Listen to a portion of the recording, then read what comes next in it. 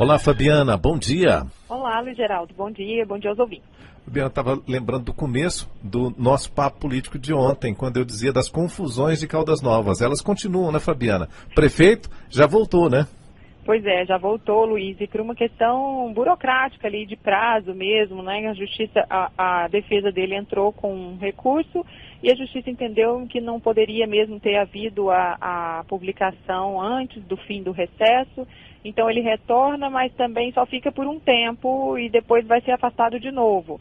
Então até segunda-feira, daqui 3 dias já, ele novamente perde o cargo. E eu falava ontem no Papo Político justamente do ponto negativo que é essa instabilidade, esse problema que gera para a administração, porque você vê, o presidente da Câmara já assumiu por 2 vezes, por poucos dias, e aí ele assume, troca auxiliares, então dá novas ordens. Isso, ele tem que ter um tempo para analisar questões administrativas, para dar um andamento, então acaba gerando uma descontinuidade ali no processo administrativo da cidade, que tem problemas, que tem demandas que precisam ser avaliadas com rapidez, e aí você troca secretário, você coloca o secretário por 2, 3 dias, depois volta o prefeito de novo, renomeia os ex-secretários dele, então isso é muito ruim para a cidade, mas novamente ele conseguiu aí um recurso, conseguiu essa vitória aí de um recurso no TSE que foi atendido, e aí segue o processo ainda com o julgamento definitivo em relação a isso, então vai levar mais tempo. Mas é muito ruim para a cidade que essa situação permaneça dessa forma. O mais adequado é que a justiça fosse mais rápida e tivesse logo uma definição. Se ele vai ficar prefeito, se não vai, se ele não for, quando é que vão ser as novas eleições, como é que vai ser esse processo, para não ficar tão demorado e gerando esse tipo de instabilidade na cidade aí, que é muito ruim da parte administrativa. Fabiana, decisão do Tribunal Regional Eleitoral de Goiás deve valer para todo o país. A decisão aqui é de manutenção de uma outra anterior, né, da Justiça Eleitoral em Aparecida de Goiânia, da juíza eleitoral Ana Cláudia Veloso Magalhães, do Tribunal Regional Eleitoral de Goiás, que concedeu uma liminar determinando que o TSE faça inscrições de candidaturas avulsas, que são aquelas não vinculadas a partidos políticos, nas eleições gerais já deste ano, em outubro. É preciso uma preparação dos softwares, né, das urnas eletrônicas, então está sendo determinado isso agora. Fabiana, traz algum impacto importante para 2018 essa decisão? Traz muitos impactos, Luiz, mas da mesma forma como no caso da Prefeitura lá de Caldas Novas, deve haver muito vai e vem aí dessa decisão ainda na Justiça Eleitoral, porque é uma decisão liminar, como você disse, já havia uma decisão anterior, de setembro do ano passado, o TRE determinando que o advogado Mauro Junqueira, que é um cidadão que entrou com esse pedido na Justiça Eleitoral, junto com a União Nacional dos Juízes Federais, entrou com esse pedido de ter o direito de ter o registro de candidatura avulsa. Ele conseguiu uma liminar no TRE no ano passado para registrar a candidatura dele e agora, a partir de agora, a determinação vale para todo o país, mas ainda é uma liminar de uma juíza aqui do TRE, então com certeza isso vai ter segmento na Justiça Eleitoral, vai ter que haver uma decisão do TSE em relação a isso, então muita coisa ainda pode acontecer, não é garantido que todo mundo vai ter direito de registrar candidaturas avulsas. Eu acho que é um debate válido, um debate importante, Luiz, mas a gente precisa ponderar aí muito os dois lados. Porque quem defende, e já tem um tempo, já tem alguns anos que isso vem sendo defendido por algumas lideranças políticas, e também por procuradores, por juízes eleitorais, tem uma parte ali que também defende esse direito de candidatura avulsa. Por quê? Porque hoje a gente tem essa crise de representatividade muito forte, uma crítica enorme aos partidos políticos, né, uma insatisfação muito grande com partidos, temos 35 partidos no país. Uma pesquisa Datafolha recente do ano passado mostrou que 97% da população brasileira ou não confia nada ou confia muito pouco nos partidos políticos, ou seja, é uma imagem muito negativa dos partidos e eles fizeram por merecer essa situação. Há uma crítica de que os eleitores já valorizam os perfis muito mais do que os partidos políticos, que não levam em conta na hora de votar os partidos, consideram mais os perfis, as biografias, né, a pessoa em si e não tanto o partido.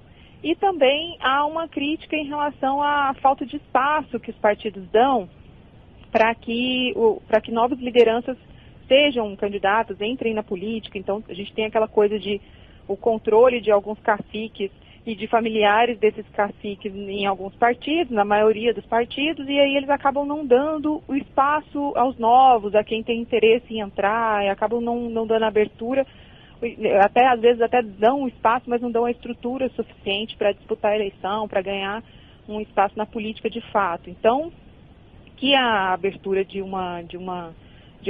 a possibilidade de uma candidatura avulsa democratizaria esse acesso à política, né? As pessoas que tenham interesse não precisariam se submeter ali às regras estabelecidas por esses caciques nos partidos, e aí a gente garantiria uma maior participação popular, uma maior renovação da política, teria uma facilidade maior de entrada, de acesso a essa questão de candidatura, né, de partidos.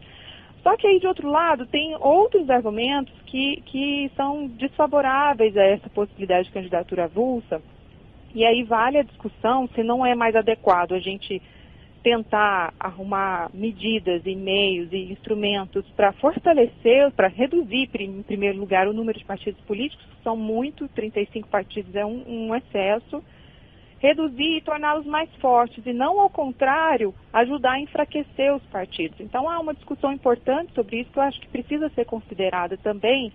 Se você olhar hoje só a crise, só a crítica que existe aos partidos, de uma forma simplista e imediatista, é mais fácil você permitir. Não, vamos sim deixar que todo mundo possa ser candidato, garantir que todo mundo tenha direito de registrar candidatura avulsa. Mas, de outro lado, tem outros argumentos que você precisa considerar também. Primeiro, essa fragilidade que é ainda maior que os partidos terão e os efeitos disso, né, a médio e longo prazo, quais serão esses efeitos na política, e essa possibilidade de você abrir mais espaço ainda para aventureiros, para outsiders, para pessoas que não são muito adequadas ali para esse debate político, você pode abrir mais espaço para isso. Então, eu acho que é um debate importante, válido, mas que também você precisa considerar não só de uma forma simplista, só pensando, vamos resolver essa crise dos partidos, os partidos não valem nada, então vamos criar outras alternativas. Acho que não pode ser assim um debate muito raso.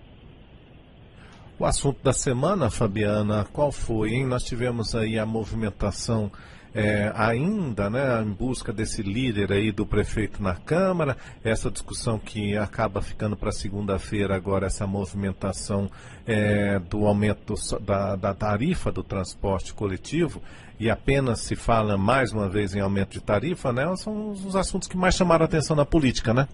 Luiz, não teve um grande destaque essa semana, não. Acho que essa semana deu uma esfriada um pouco na política aqui no estado de Goiás. Tem essa discussão sobre o líder do prefeito, mas ainda não se tem o nome. Ele fala que já definiu o nome, mas não tem o nome ainda. Essa discussão sobre a questão do transporte coletivo é uma discussão importante. Acho que é muito válida aí essa presença de estudantes nas ruas, mesmo num número não tão grande, mas se manifestando, colocando um posicionamento ali que é importante, e os estudantes sempre tiveram um papel muito importante nessa discussão há décadas, né, reivindicando melhorias, criticando esses aumentos sucessivos, aí, reajustes nas tarifas, sem essa contrapartida aí de uma qualidade melhor do serviço. Eu acho que a gente fica muito indignado mesmo com a tentativa de aumentar a passagem para R$ 4,05, com a forma como o serviço é prestado hoje, sem qualidade, sem segurança, sem ônibus suficiente, sem linhas suficientes e sem nenhuma estrutura decente para comprar o bilhete, para comprar o passe, para você conseguir andar na cidade. Então, é uma série de problemas aí que nunca são resolvidos, que sempre entram aí na discussão a respeito, vamos aumentar e aí sim a gente pode cobrar melhorias, só que essas melhorias ficam muito no abstrato, sem uma meta específica. Não, as empresas de ônibus vão ter que garantir mais linhas, tais linhas, metas mais objetivas. As melhorias que eles têm que apresentar, elas têm que ser mais objetivas e mais fáceis de serem medidas. E isso tudo a gente não vê acontecer. Foi adiada essa reunião para a semana que vem, mas é muito provável, porque a gente já vê nas manifestações dos integrantes da CDTC uma defesa pelo aumento do bilhete, pelo aumento da passagem, e eles sempre ficam nessa história de melhoria, mas como eu disse, de forma muito, sem ser concreta, e aí ano a ano a gente vê essa história se repetir. É muito ruim mesmo que isso continue a acontecer.